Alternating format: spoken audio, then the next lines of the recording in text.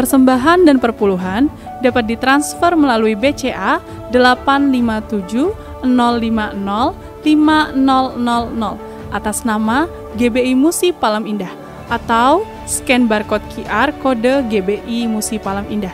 Tuhan Yesus memberkati.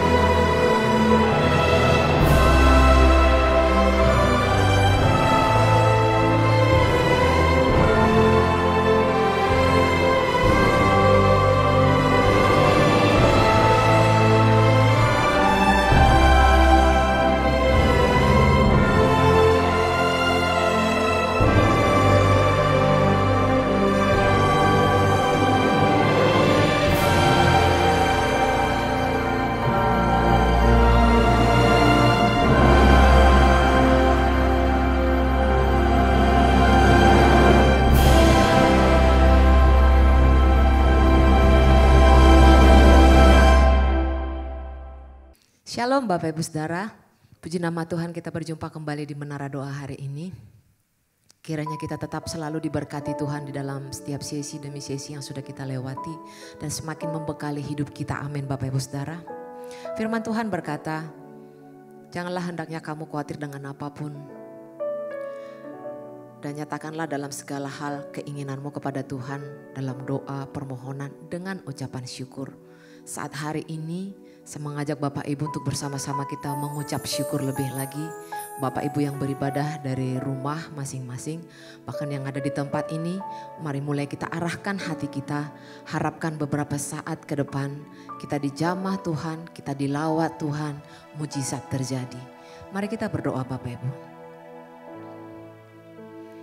Kasih setiamu lebih dari hidup Engkau nyatakan kepada setiap kami ya Tuhan.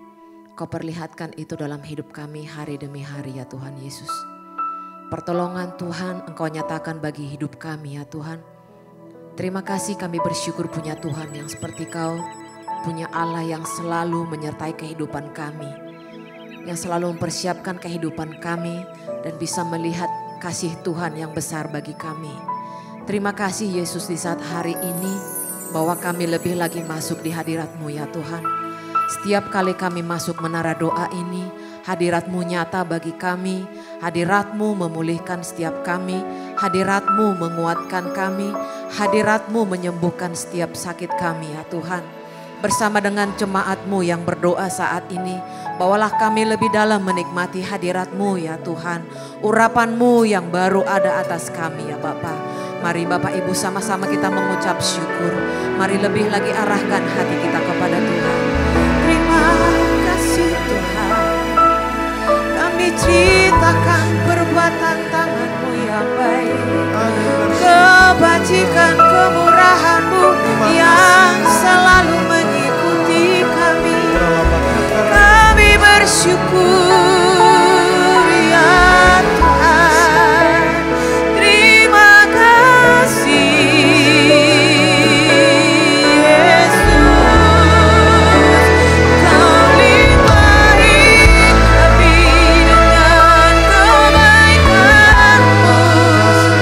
Kau penuhi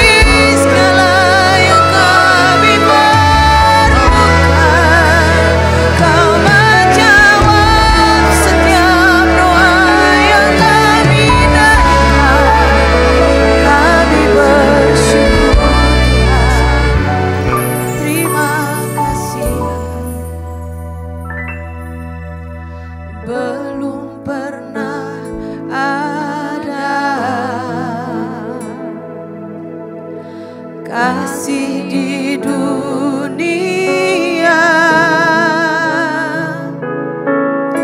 sanggup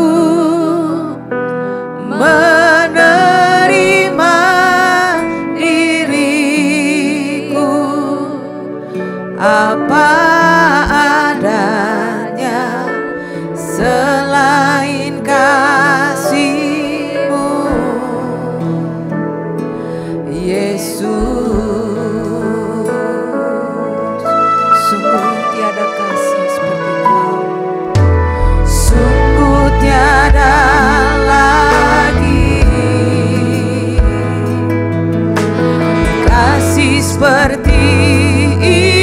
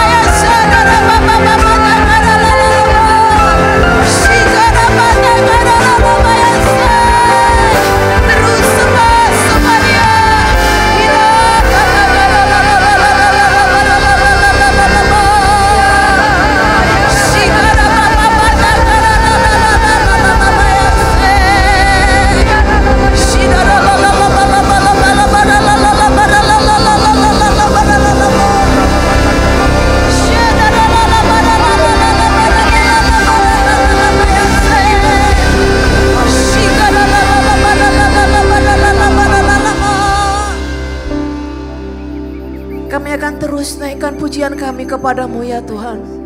Karena di hadirat-Mu kami dipuaskan ya Bapa. Di hadirat-Mu kami diberikan kelegaan ya Tuhan. Di hadirat-Mu kami diberikan damai sejahtera. Mari terus Bapak Ibu Saudara, kita terus di dalam hadirat Tuhan Yesus. Oh biarlah hadiratnya yang menyatakan kesembuhan bagi setiap kita. Biarlah hadiratnya yang membawa pemulihan bagi setiap hati. Ya kami angkat suara kami kepadamu Tuhan. Kami bawa hati kami kepadamu ya Bapa. Ini setiap kami ya Tuhan. Ini setiap kami ya Abba.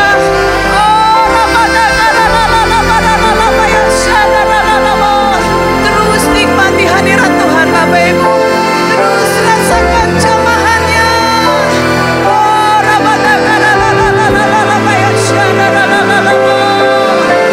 Ya Tuhan Yesus ya Tuhan.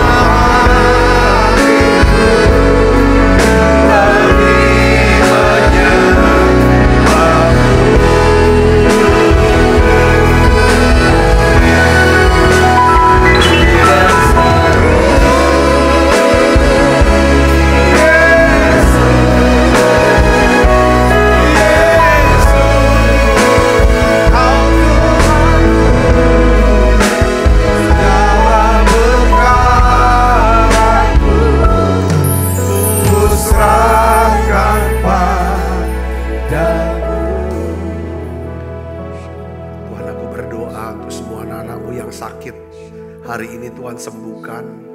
Mereka yang sedang berjuang melawan kanker, Tuhan berikan iman untuk disembuhkan. Aku berdoa dalam nama Yesus untuk anak-anak-Mu yang sedang bergumul ya Tuhan dengan ginjal. Tuhan berikan ginjal yang baru buat mereka. Kami percaya mujizat masih ada ya Tuhan. Tuhan, anak-anak-Mu yang bergumul dengan sakit penyakit apapun itu, hari ini saat ini hamba-Mu berdoa dalam nama Yesus. Kami percaya penyakit ini tidak akan membawa kematian, tetapi untuk menyatakan kemuliaan Allah. Aku berdoa ya Bapa dalam nama Yesus. Tuhan, aku angkat tanganku. Tuhan, turunkan berkat-Mu untuk setiap anak-anak-Mu ini. Tuhan, Kau sembuhkan juga keuangan mereka. Sembuhkan hubungan mereka ya Tuhan. Sembuhkan ya Tuhan luka-luka ya Tuhan batin mereka. Terima kasih Tuhan. Kami berdoa ya Tuhan. Sekalipun ya Tuhan nampaknya sulit dan mustahil, kami percaya bagi Tuhan tidak ada yang mustahil. Terima kasih Tuhan, terima kasih. Berikan kami iman-Mu ya Tuhan untuk bisa mempercayai Tuhan. Terima kasih banyak Bapa. Sebentar kami akan belajar sebagian sabda firman-Mu. Urapi hamba-Mu untuk dapat menyampaikan pesan ini dengan bahasa yang sederhana dan mudah dimengerti. Dalam nama Yesus, semua kita yang siap menerima firman hati gembira, sama-sama katakan amin. Silakan duduk kembali Ibu Bapak. Shalom saudara. Nah, saya ini ditaruh Tuhan untuk sharing lagi tentang rendah hati, ya kan, dari kisah seorang yang bernama Naaman yang kena sakit kusta. Saya beri judul saudara daripada khotbah saya hari ini, yaitu rendah hati kunci hidup dalam mujizat. Nah, saya ingin ajak saudara untuk melihat potongan-potongan ayatnya saja yang menjadi highlight. Nanti kita akan bahas sama-sama tentang ya saudaraku, bagaimana Tuhan membawa dan mengajar daripada seorang yang bernama Naaman ini saudaraku, untuk ya kan menjadi seorang yang rendah hati di hadapan Tuhan, sehingga dia bisa mengalami yang namanya mujizat kesembuhan atas sakit kustanya, penyakit yang tidak dapat disembuhkan pada waktu itu saudara. Kita akan baca sama-sama 2 Raja-Raja 5 ayat 1, 10 dan 14. 3 ayat kita akan baca. Ini ayat yang kuat untuk kita sama-sama mengerti daripada jalan ceritanya. Kita baca 1, 2, 3. Naaman panglima Raja Aram adalah seorang terpandang di hadapan tuannya dan sangat disayangi, sebab oleh dia Tuhan telah memberikan kemenangan kepada orang Aram. Tetapi orang itu seorang pahlawan tentara sakit kusta. Elisa menyuruh seorang suruhannya mengatakan, pergilah mandi 7 kali dalam sungai Yordan, maka tubuhmu akan pulih kembali sehingga engkau menjadi tahir. Ayat 14, maka turunlah ia membenamkan dirinya 7 kali ke dalam sungai Yordan, sesuai dengan perkataan abdi Allah itu. Lalu pulihlah tubuhnya kembali seperti tubuh seorang anak, dan ia menjadi apa? Menjadi tahir. Jadi saudaraku Yesus, kita akan melihat di sini bahwa Naaman, ya, kisah Naaman ini menjelaskan betapa pentingnya belajar dan terus belajar, bertumbuh dalam kerendahan hati di hadapan Tuhan. Karena apa saudara? Karena rendah hati ini adalah kunci, ya, hidup dalam mujizat dan berkat Tuhan. Panglima Naaman adalah seorang yang sukses, seorang yang sangat populer saudara, ya, di kerajaan Aram.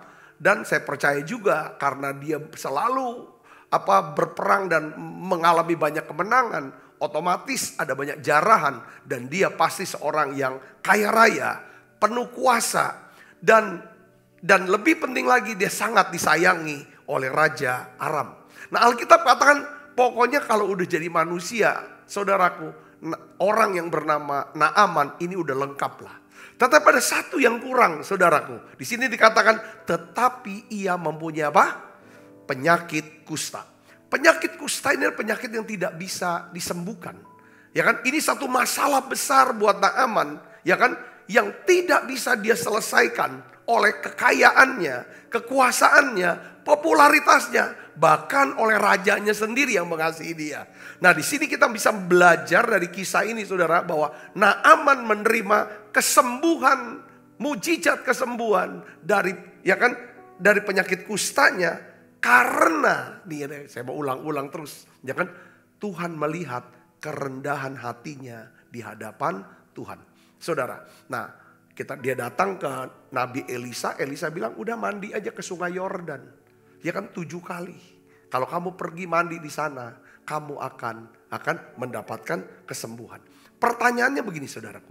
Mengapa Nabi Elisa menyuruh Panglima Naaman mandi ke sungai Yordan? Nah, saya ingin jelaskan kepada saudara lagi tentang sungai Yordan. Sungai Yordan ini berada di wilayah sekitar Laut Mati. Ini yang dimaksud sungai Yordan. Sungai Yordan itu membentang tuh 115 km panjangnya sungai Yordan. Saudara, tetapi sungai Yordan di sini, sungai Yordan di sekitar Laut Mati. Sungai Yordan berada di Laut Mati itu berada 425 meter di bawah permukaan laut. Jadi artinya tempat ini adalah tempat apa, saudara? Tempat yang terendah di muka bumi. Tidak ada tempat lain di dunia ini, saudara, yang lebih rendah lagi daripada Laut Mati yang ada di sungai Yordan itu. Ya, saudaraku. Nah, sungai Yordan jadi lambang daripada apa di sini? Kerendahan hati. Ya, dalam bahasa Ibraninya Yarden, ya, yang artinya apa? Turun, menurun, menuruni, menuju ke arah bawah. Saudara, kalau saudara baca Alkitab ya, setiap tulisan-tulisan dalam Alkitab, entah itu peristiwa, itu orang, atau satu tempat, semuanya mengandung makna, ya kan? Mengandung makna yang artinya dalam, saudaraku, ya kan? Ada unsur-unsur yang namanya profetik, ya. Saya ingin jelaskan tentang beberapa peristiwa besar, ya saudara, di sungai Yordan. Dan makna daripada kerendahan hati itu, saudaraku. Ya, yang pertama, kita baca di dalam Yosua 1 ayat 2, di mana Tuhan memberi perintah kepada Yosua dan bangsa Israel untuk apa, saudara? Seberangilah sungai Yordan. Ya kan? Sebelum mereka masuk tanah perjanjian, saudaraku, maka perintah Tuhan yang pertama adalah seberangi sungai Yordan, saudaraku. Ya kan? Ini bicara tentang apa? Ya kan? Rupanya kerendahan hati. Sungai Yordan lambang daripada kerendahan hati. Jadi kerendahan hati adalah syarat, ya kan? Sebelum mereka memasuki tanah perjanjian. Begitu pula dengan kita. Syarat untuk kita bisa menerima janji Tuhan, yang Tuhan mau lihat adalah kerendahan hati kita. Katakan amin, saudaraku. Ya, Tuhan mau lihat kerendahan hati kita. Itu yang pertama yang Tuhan berikan. Ketika mereka turun, nyebrang sungai Yordan, mereka bukan berenang, saudaraku, tapi Tuhan mengeringkan air sungai Yordan. Saudara, jadi di dalam kerendahan hati itu banyak sekali mujizat. Ketika mereka ada sungai Yordan, mujizat terjadi. Yang kedua, saudaraku, ya kan, ketika Tuhan menyuruh Elia pergi bersembunyi ke sungai Kerit, itu sebelah sungai Yordan, sebelah timur sungai Yordan. Tujuannya apa? Pergi kamu ke sungai Kerit, dia kan sebelah timur sungai Yordan. Tuhan ingin memelihara Elia dari masa kelaparan besar. 1 Raja-Raja 17 ayat 3. Jadi di sini kita bisa melihat lagi, saudaraku, ya kan? Kalau kita mau hidup dalam pemeliharaan Tuhan, saudara dan saya harus rendah hati di hadapan Tuhan. Jadi Tuhan suruh kamu pergi sungai Kerit daripada sebagai sungai Yordan. Yang ketiga, anak sungai Yordan. 3 adalah ketika Tuhan mau mengangkat Elia, ya, naik ke surga. Tuhan mengangkatnya di mana, saudara? Bukan Yeriko. Ya kan, kota yang pernah ditaklukkan oleh Yosua. Bukan Betel yang disebut rumah Allah. Tetapi apa, saudara? Sungai Yordan. Saudaraku, ya kan, sungai Yordan. Nah, rupanya, saudara, ini kita bisa belajar bahwa rendah hati di hadapan Tuhan itu adalah syarat, saudaraku, untuk apa? Diangkat dan ditinggikan oleh Tuhan. Katakan amin, saudaraku. Nah, kita lihat lagi Yesus. Ya, Tuhan Yesus dibaptis di mana? Di sungai Yordan, di wilayah Laut Mati. Matius 3:13, saudaraku. Jadi di sini bicara tentang sebelum Yesus melayani. Saudara, dia melayani, saudara, ya kan? Menyembuhkan orang sakit, mengajar, saudaraku, ya kan? Memberi makan orang banyak, ya. Membangkitkan orang mati, naik ke atas kayu salib. Hal pertama yang dilakukan oleh Yesus adalah dia pergi ke sungai Yordan. Jadi syarat, saudaraku, ya kan, untuk melayani adalah apa? Rendah hati. Nah, Tuhan memerintahkan Naaman melalui Nabi Elisa, ya kan, untuk mandi 7 kali. Kemana? Ke sungai Yordan. Jadi di sini dikatakan bahwa, ya, bahwa rendah hati di hadapan Tuhan adalah syarat untuk hidup dalam mujizat dan mengalami berkat yang tidak terduga. Nah, hari ini saudaraku, saya sudah sering sekali sharingkan tentang Naaman. Tetapi hari ini saya dapetin satu pewahyuan yang baru, yang segar, saudara. Yang poin yang ketiga, yang pertama, saudara, ada 3 poin, saudara. Ya kan, kita bisa melihat tentang kerendahan hati. Saya tulis dengan ada 3 ujian kerendahan hati seorang Naaman. Yang pertama, saudara, saya melihat begini, ya, seorang yang rendah hati adalah seorang yang mau mendengar nasihat yang benar. Ya, saudaraku, ya. Kita lihat di sini, saudara, ya kan? Salah satu sikap rendah hati, kita bersedia mendengar nasihat yang benar, kita berani menolak nasihat yang jahat. Nah, Naaman ini, saudaraku, kita tahu ini orangnya rendah hati. Saudaraku, terbukti kan di dalam 2 Raja-Raja 5 ayat yang ketiga sampai keempat. Kita baca sama-sama. 1, 2, 3. Berkatalah gadis itu kepada nyonyanya, sekiranya tuanku menghadap nabi yang di Samaria itu, maka tentulah nabi itu akan menyembuhkan dia dari penyakitnya. Saudaraku, ini adalah siapa, saudara? Gadis itu adalah apa? Budak yang bekerja di rumahnya. Kalau seorang budak itu strata sosial yang paling rendah. Naaman masih mau mendengarkan yang namanya nasihat, saudaraku, daripada orang yang paling rendah strata sosialnya.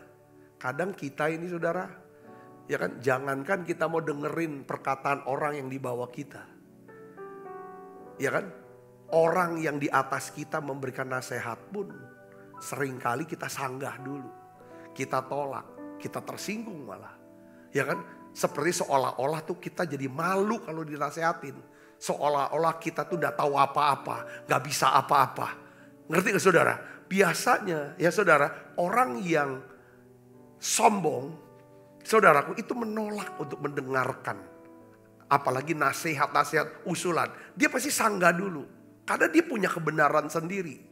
Tetapi orang yang mau belajar bertumbuh dalam kerendahan hati, orang ini mau mendengarkan dan bisa mendengarkan, lalu mempertimbangkan, saudaraku, nasihat ini.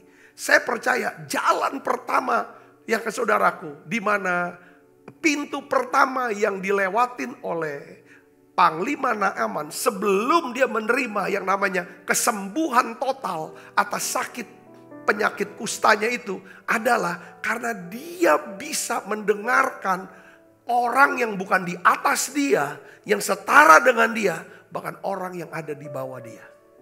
Ini hal yang luar biasa. Responnya itu apa, saudara? Ayat yang 4, lalu pergilah Naaman memberitahukan kepada tuannya, yaitu rajanya. Katanya, begini-beginilah yang dikatakan oleh gadis yang dari negeri Israel itu. Ini negeri Israel ini adalah musuhnya, budak, saudaraku. Biasanya mana mau kita mau dengarkan suara daripada orang atau bangsa yang disebut musuh kita atau budak kita. Ini orang bisa bawa nama si gadis ini ke hadapan raja. Dia kasih nasihat saya loh. Ini kalau orang gak rendah hati gak bisa, saudara. Dia yang kasih nasihat saya loh. Ya kan? Yang kedua, saudaraku, dia bisa disembuhkan. Dia bisa mengalami mujizat. Ya kan, saudaraku? Ya kan? Itu karena dia rendah hati ditunjukkan dari apa, saudara? Dia juga mau mendengarkan nasihat daripada siapa, saudara? Ajudannya, saudaraku, para pengawalnya, setelah saudaraku, ya kan, Nabi Elisa melalui Gehazi saudaraku, memberikan saudara perintah untuk mandi 7 kali di sungai Yordan. Awalnya saudaraku, Gehazi itu sepertinya geram ya, marah. Kenapa kok aku gak diterima, gak disambut? Ya kan, kenapa kok gak keluar nemui aku? Sampaikanlah pesan, doakan aku, tumpangin tangan. Tapi malah yang keluar ada orang yang budak bujang daripada Elisa. Bukannya Elisa sendiri. Saudara, dan perintahnya adalah suruh turun ke sungai Yordan. Itu sungai yang kotor. Sungai yang tidak jernih airnya. Dibanding daripada sungai yang ada di kerajaan Aram, di tempatnya dia saudaraku. Langsung dia ngomong, lalu apa yang dibuat oleh para ajudannya? Semua orang yang memberikan nasihat yang benar, nasihat yang baik, pasti orang ini adalah orang yang mengasihi Naaman. Katakan amin.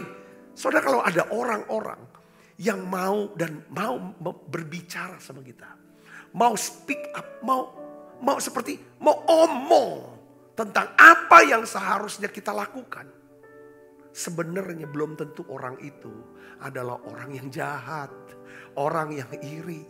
Justru kalau dia berani menasehati, mengingatkan, bahkan mengoreksi, menegur kita, saudaraku, karena dia mengasihi kita. Dia ingin supaya kita bisa mendapatkan yang terbaik dari Tuhan. Saudara bisa bersini katakan amin.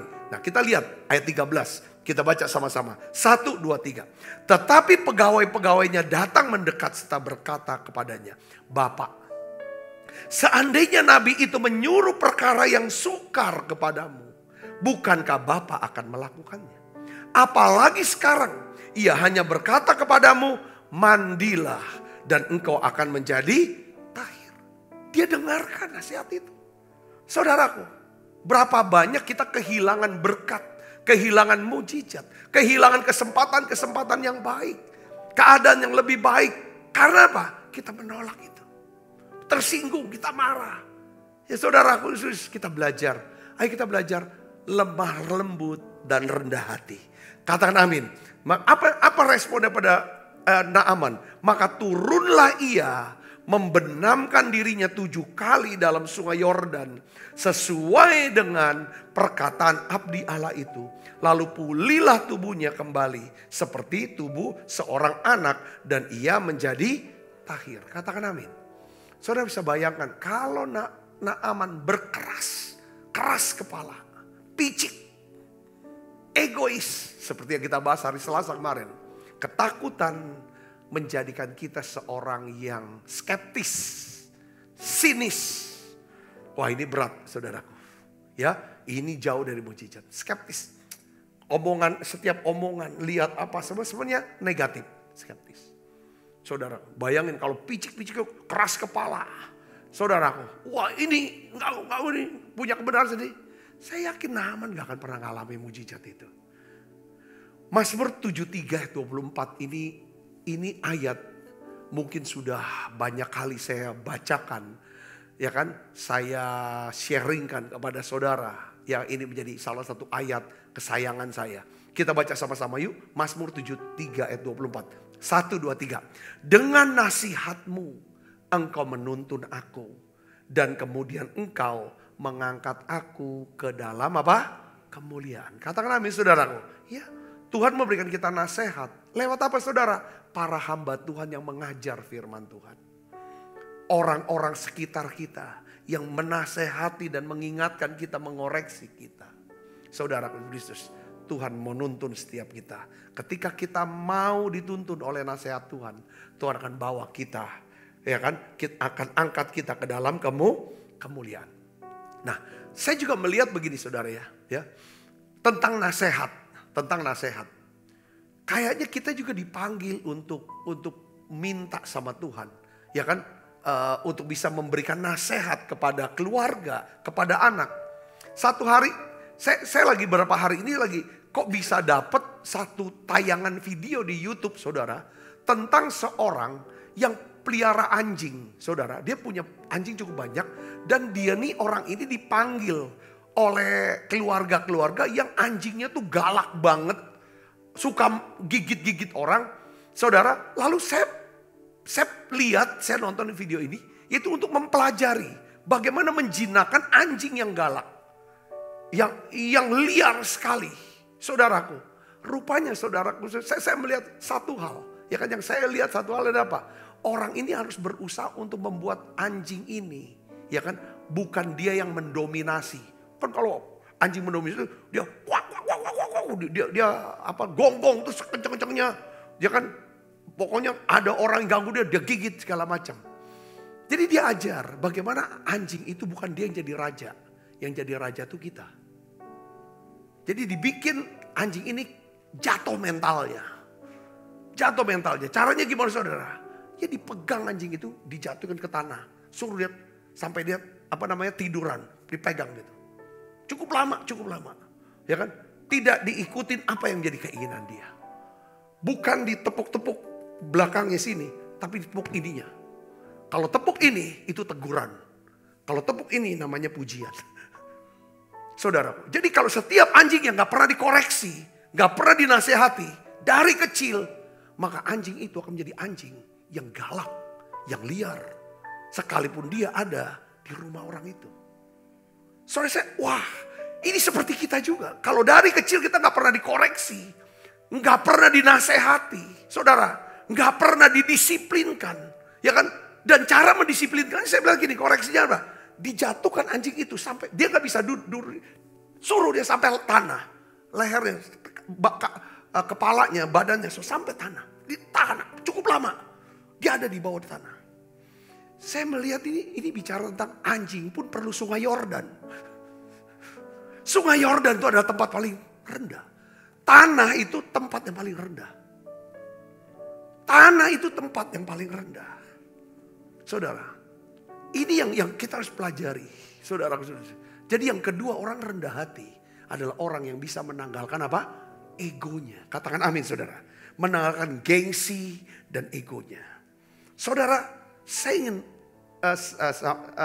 tanya sama saudara. Apa sih yang berat bagi Naaman untuk mandi 7 kali di sungai Yordan? Gengsi dan egonya. Saudara, karena dia sangat powerful, sangat berkuasa. Dari kekuasaan, dia panglima angkatan bersenjata. Dia juga punya uang yang sangat kekayaan yang sangat besar. Dia sangat populer. Saudara bayangin ini, power semua. Dan dia dikasih oleh raja. Itu powernya lengkap sekali. Sekarang dia disuruh buka semua baju dia. Yang ada tanda-tanda jasa, pangkat-pangkat, kedudukan dan lain sebagainya. Buka bajunya, buka celananya. Dan mandi sungai Yordan. Dilucuti semua.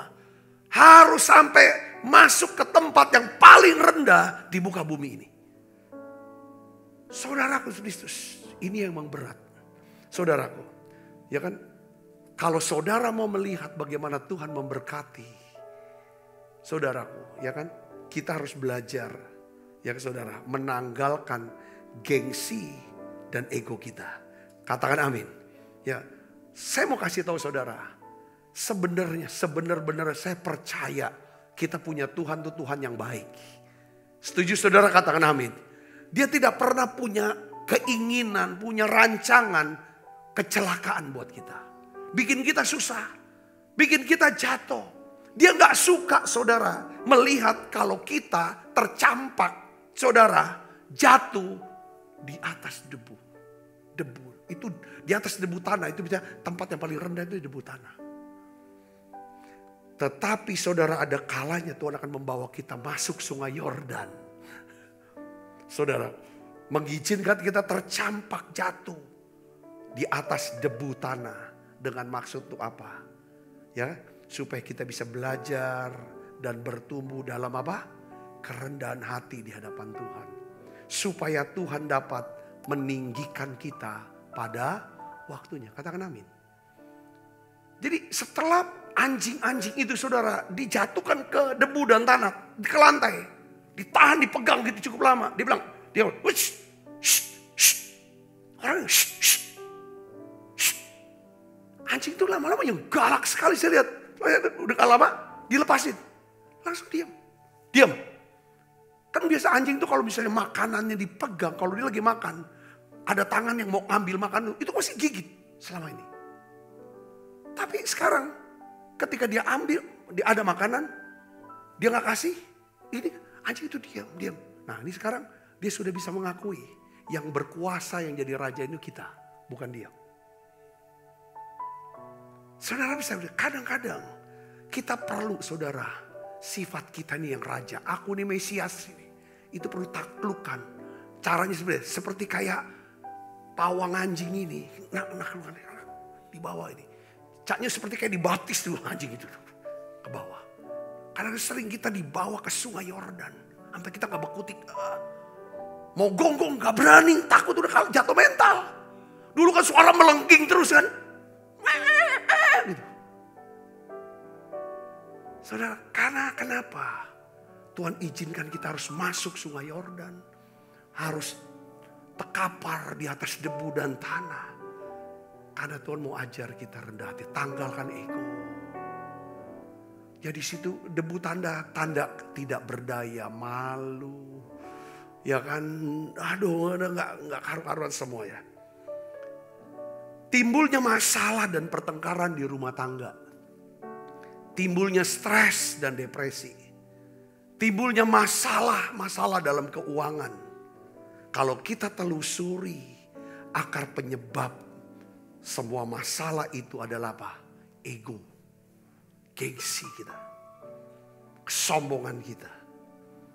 Saudaraku, saya berdoa, saudara Yesus, kita bisa mengerti hal ini. Katakan amin. Biarlah kita menjadi orang-orang yang rendah hati dan takut Tuhan. Amsal 22 ayat 4 katakan apa? Ganjaran kerendahan hati dan takut akan Tuhan adalah apa? Kekayaan, kehormatan, dan kehidupan. Tuhan tuh ingin, saudara, memberikan kita kekayaan, kehormatan, dan kehidupan. Tapi Tuhan juga mau, saudara, untuk bisa dapatkan ini, kita harus bisa sampai ke satu level yang namanya rendah hati dan takut Tuhan. Banyak orang cinta Tuhan, tetapi sepertinya kok sombong bener. Tapi tidak takut Tuhan. Cinta Tuhan ya, ada di Kristus, ada. Saudara Kristus, ya kan? Ketika udah kenal dengan seseorang, langsung beda. Setelah memiliki sesuatu, sudah hatinya udah berubah. Ini yang harus kita, egonya, gengsinya mulai naik. Setelah menduduki satu jabatan tertentu, melakukan satu pekerjaan, berhasil melakukan pekerjaan itu, langsung naik egonya. Ini yang Tuhan gak mau. Katakan amin saudaraku, ya kan? Kita akan belajar ini dari Naaman, saudara. Yang pertama, dia orang yang bisa mendengar nasihat. Yang kedua, saudaraku Yesus Kristus, ya kan? Dia mau tanggalkan yang namanya ego dan gengsinya. Yang ketiga nanti, ini penting saudaraku. Ini juga, ini bisa kena mental ini saudaraku, ya kan? Orang kalau dinasihati bisa kena mental. Ngamuk dia marah kalau dia sombong. Kalau orang disenggol gengsinya, saudaraku, ya kan? Copot sepatu. Satu hari saudaraku, ini saya juga termasuk saudara salah satunya. Tapi saya ada kejahilannya juga sih saya sebenarnya pada waktu itu. Jadi dulu waktu masih muda, sebagai masih kerja, waktu kerja. Jadi waktu itu saya ini pembeli dalam jumlah yang cukup besar. Saya datang ke kantor daripada penjual, ya kan saudaraku. Nah masuk ke ruangan kantornya, saudara, ya kan. Saya tuh disuruh buka sepatu, semua harus buka sepatu. Tapi saya lihat dia pakai sepatu, si penjual ini, saudaraku, ya kan. Saya pikir kan saya beli. Semua yang saya udah pada buka sepatu, semua buka sepatu. Saya sengaja saya nggak pakai sepatu, saya nggak buka sepatu, saya pakai. Sambil depannya saya gini kan, gitu kan. Oh ini ego. Tapi ya karena saya pembeli, saudaraku ya. Tapi setelah itu saya rasa, kenapa sih? Kayak ada pas selesai pulang, kayaknya ada bicara gitu kan. Kamu tuh mau nunjukin soal ego kamu. Bahwa kamu tuh lebih besar dari orang itu. Itu kan orang tua. Dia orang tua. Perlu kita tanggalkan ego kita ya, gengsi. Yang ketiga saudara. Nah ini yang saya mau ajak saudara untuk lihat. Ya, seorang yang rendah hati. Dia memiliki rasa syukur dan apa? Murah hati. Saudara perhatikan di sini. Ini yang saya nggak pernah bahas. Tadi saya dapatkan satu pewahyuannya dari sisi yang lain. Coba kita baca. 2 Raja-Raja 5 ayat 5 dan 15. Kita lompat saja. Kita baca 1, 2, 3. Maka jawab Raja Aram, baik, pergilah dan aku akan mengirim surat kepada Raja Israel. Lalu pergilah Naaman dan membawa sebagai persembahan 10 talenta perak dan 6.000 sikal emas dan 10 potong pakaian. Dia bawa persembahan. Saudara, dia udah siapin. Walaupun dia tidak tahu dia sembuh atau tidak. Ayat 15 baca. Nih, setelah dia disembuhkan. Kita baca sama-sama. 1, 2, 3. Kemudian kembalilah ia dengan seluruh pasukannya kepada abdi Allah itu. Setelah sampai tampillah ia di depan Elisa dan berkata, sekarang aku tahu bahwa di seluruh bumi tidak ada Allah kecuali di Israel. Karena itu terimalah kiranya suatu pemberian dari hambamu ini. Saudara lihat di sini ya. Panglima Naaman dia mengerti bahwa dia tidak boleh pergi menghadap Tuhan. Hamba Tuhan di sini dengan tangan kosong. Jadi dia membawa satu persembahan yang cukup besar. Kalau saya nilaikan dengan rupiah, saudara, ya kan, dengan nilai emas pada waktu itu, ya saudara, itu kurang lebih mungkin dia bawa persembahan kurang lebih 1 miliar. Saudaraku, uang cash ini. Nah, setelah Naaman disembuhkan Tuhan dari, ya kan, di Sungai Yordan, lalu saudara lihat di sini, ini orang tahu terima kasih. Dia ada rasa syukur, dia miliki hati yang penuh dengan rasa syukur. Dan dia juga orang yang murah hati. Bukan aja udah sembuhkan kasih uang receh. Enggak, dia mau udah siapkan. Dia datang saudara ke Nabi Elisa. Dia bawa persembahan syukurnya. Salah satu daripada ukuran kerendahan hati kita. Itu dilihat daripada rasa syukur dan murah hatinya kita kepada Tuhan. Katakan Nabi saudara, kalau saudara sudah menerima sesuatu yang dari Tuhan. Saudara tahu ini berkat Tuhan. Saudaraku, ini adalah pertolongan Tuhan. Nasihat saya sebagai hamba Tuhan, belajar rendah hati dan murah hati di hadapan Tuhan. Bawa persembahan syukur ke Tuhan. Katakan amin, saudara. Katakan amin. Rasa syukur itu adalah apa yang kita bisa rasakan. Ini semua karena Tuhan. Ya, saudara, ucapan syukur itu apa yang kita lakukan. Ucapan syukur bisa dilakukan dengan apa? Perkataan kita, perbuatan kita, dan dengan membawa apa saudara? Persembahan kepada Tuhan. Katakan amin. Nah, selanjutnya kita lihat episode berikutnya saudara. Lihat di sini saudara. Waktu Naaman memberi saudara persembahan ini saudara. Berupa emas, perak itu saudara. Pakaian-pakaian. Apa daripada reaksi atau respon daripada Nabi Elisa? Saudaraku, kita baca ayat 16. Kita baca 1, 2, 3. Tetapi Elisa menjawab, demi Tuhan yang hidup, yang di hadapannya aku menjadi pelayan, sesungguhnya aku tidak akan menerima apa-apa. Dan walaupun Naaman mendesaknya supaya menerima sesuatu, ia tetap menolak. Saudara, tolak. Nah, apa reaksi Naaman ditolak? Saudara tahu nggak gini? Kalau saudara dengan niat baik, karena mau terima kasih, dengan hati yang tulus, saudara ingin memberi sesuatu, pemberian yang bukan pemberian yang biasa, tapi pemberian yang luar biasa kepada seseorang. Dengar baik saudara, ketika pemberian saudara ditolak, enggak, aku enggak mau. Saudara tahu nggak ini apa? Kalau kita sombong, kuat kita punya ego, itu pasti kita terluka hebat. Karena orang-orang yang menolak pemberian kita, sebenarnya dia bukan menolak pemberian kita saja, tetapi dia sedang menolak siapa? Diri kita. Saudara pernah dengar cerita tentang Kain? Kain dia bawa persembahan kepada Tuhan. Saudara Yesus, waktu dia bawa persembahan kepada Tuhan berupa sayur-sayuran, mungkin buah-buahan, hasil daripada kerja dia, Tuhan tolak, Tuhan tidak indahkan. Saudaraku, apa yang terbuat? Karena dia keras hatinya, picik gak mau belajar. Saudara skeptis, kita udah bahas Selasa. Dia tidak mau belajar, rendah hati. Saudaraku, apa yang dia buat? Panas hati dia. Ya kan? Bagaimana caranya? Dia gak bisa melukai Tuhan. Dia gak bisa hajar Tuhan. Ya kan?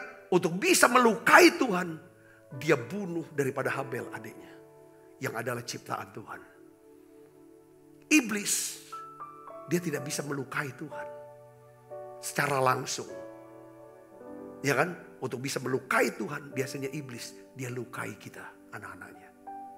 Dia hajar kita, anak-anaknya. Saudara bisa bersini, katakan amin. Ya, ditolak. Tapi kita lihat apa respon daripada Naaman. Jadi rupanya kerendahan hati bukan cuma mau dengarkan, mau copotin semua tanda-tanda jasa. Udah aku gak inget lagi lah jasa-jasaku. Aku gak mau ngomong lagi. Kalau bukan jasa-jasa aku. Kalau bukan karena kebaikan aku gak mau ngomong lagi. Dia berkata oke, selesai. Sekarang aku mau berbuat baik dengan hati yang tulus. Gak ada embel-embel. Ditolak. Saudaraku, wah ini naik lagi nih. Level kerendahan ini bawa Tuhan untuk naik lagi.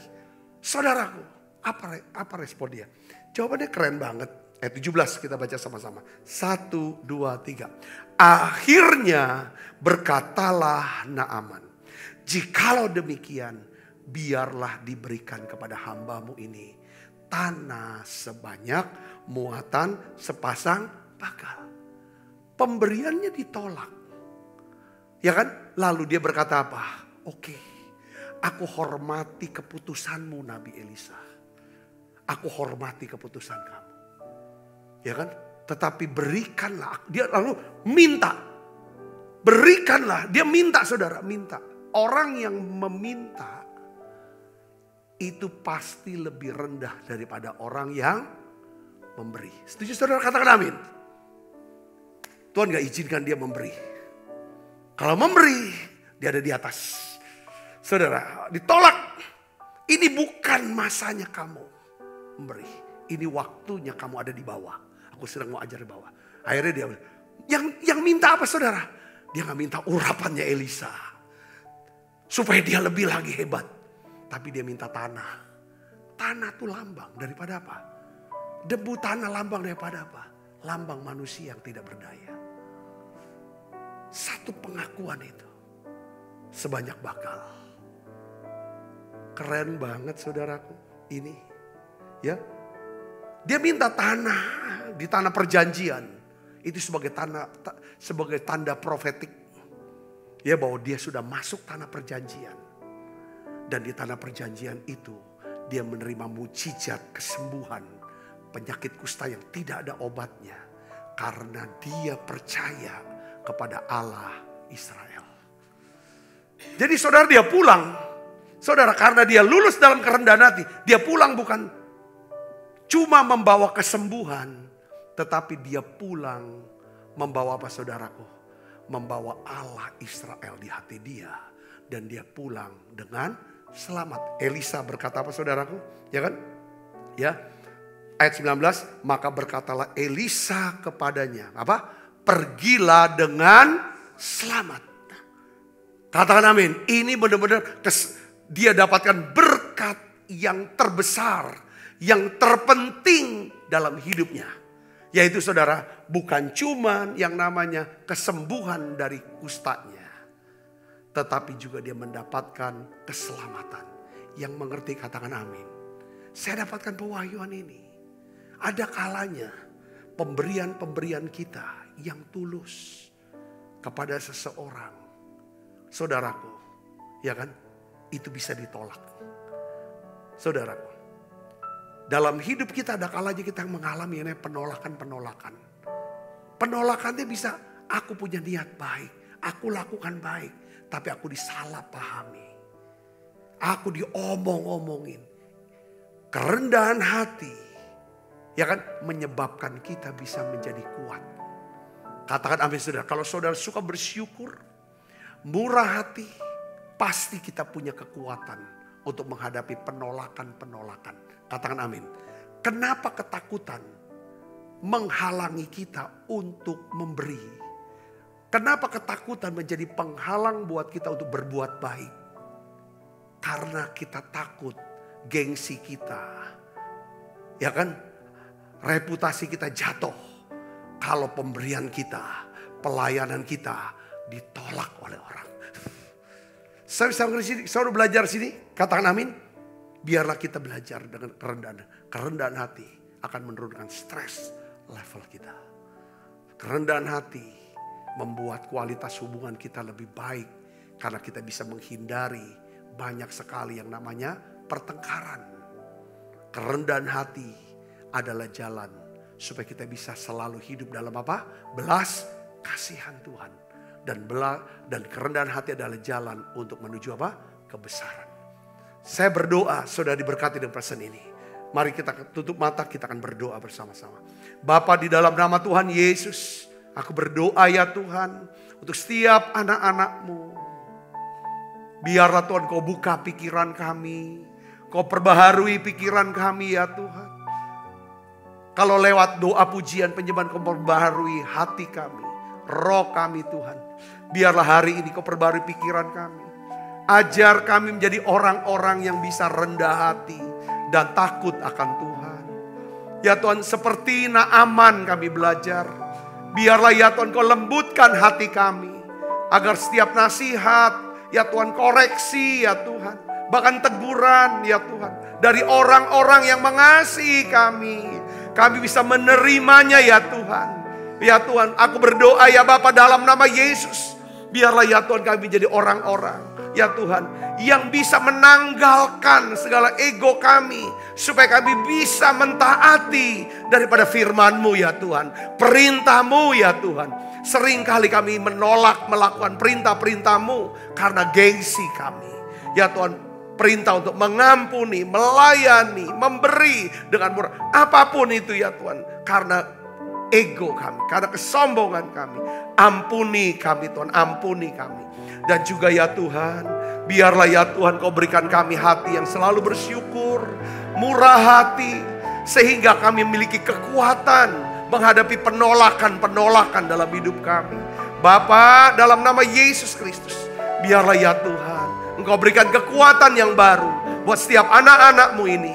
Kau memberkati tangan-tangan yang membawa persembahan, yang mendukung pelayanan ya Tuhan daripada menara doa ini, gereja di tempat ini. Kau berkati mereka berlipat kali ganda. Di dalam nama Yesus kami berdoa. Sebentar kami akan makan perjamuan kudus. Biarlah Engkau hadir memberkati kami. Dan biarlah mujizat kesembuhan terjadi ketika kami makan perjamuan kudus ini. Dalam nama Yesus kami berdoa. Haleluya. Amin. Inilah yang ku punya, hati sebagai hamba yang mau taat dan setia padamu Bapa. Kemanapun ku bawa, hati yang menyembah dalam roh dan kebenaran sampai selalu. Sebab apa yang telah kuteruskan kepadamu telah aku terima dari Tuhan, yaitu buat Tuhan Yesus pada malam waktu Ia serahkan mengambil roti, angkat roti. Dan sudah itu mengucap syukur atasnya, Ia memecah-mecahkannya dan berkata, inilah tubuhku yang diserahkan bagi kamu. Perbuatlah ini menjadi peringatan anak-anak saudaraku. Bukankah roti tangan kita ada persoalan kita dengan tubuh Kristus? Mari kita makan dalam nama Yesus.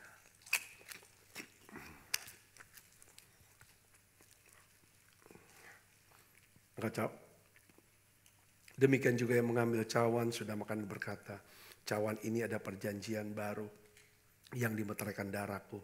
Perbuatlah ini setiap kali kamu meminumnya menjadi peringatan akan aku. Saudaraku, bukankah cawan perjanjian ini yang atasnya kita ucapkan syukur dan persoalan kita dengan darah Kristus? Mari kita minum dalam nama Yesus.